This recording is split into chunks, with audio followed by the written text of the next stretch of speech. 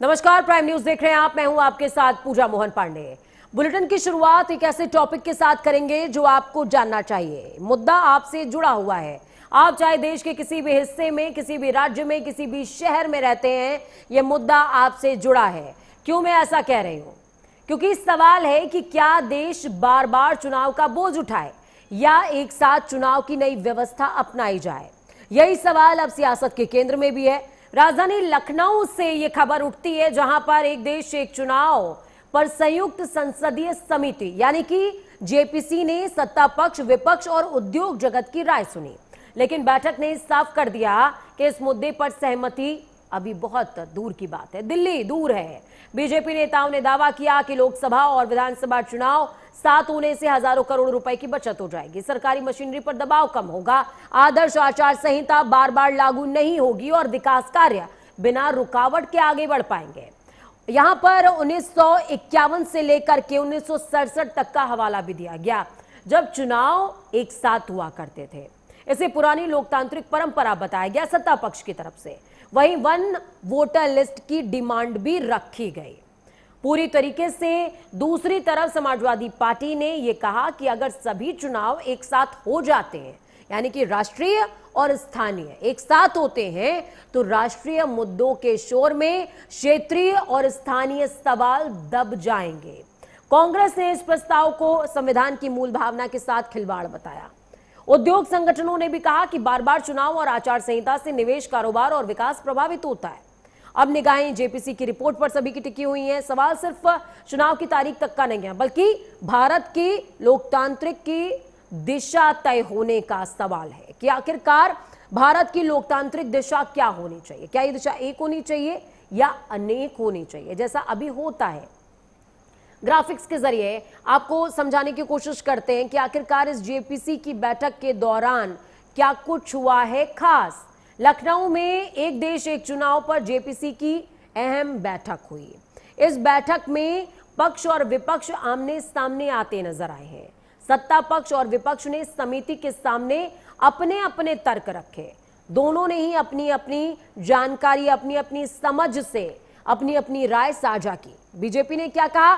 चुनाव साथ होंगे तो खर्चा और समय दोनों बचेगा।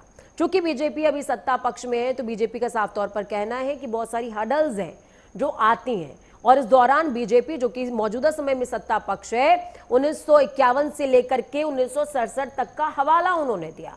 वन नेशन वन इलेक्शन के साथ वन वोटर लिस्ट की डिमांड भी यहां पर रखी है सत्ता पक्ष यानी कि बीजेपी ने। इसके अलावा ये बहस यहीं पर खत्म नहीं हुई। सपा ने कहा कि अगर ये चुनाव एक साथ होते हैं तो जो क्षेत्रीय मुद्दे हैं, जैसे मान लीजिए आपकी रोड टूटी हुई है या कोई दिक्कत और भी है, तो वो मुद्दे दब जाएंगे, वो बहुत दूर की बात हो जाएगी।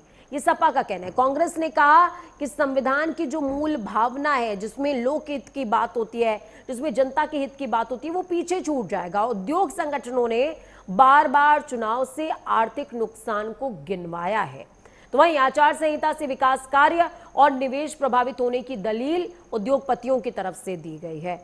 जेपीसी अब क्या करने वाला है?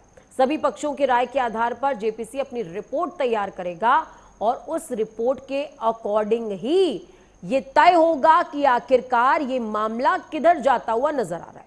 हालांकि सत्ता पक्ष चाहता है कि वन नेशन वन इलेक्शन हो, विपक्ष चाहता है ना हो, क्योंकि बार बार उन्हें मौका मिले। लेकिन इस जेपीसी से क्या निकल करके सामने आता है, ये जो मंथन हुआ, इससे क्या निकल कर सामने आता है, देखने वाली बात है।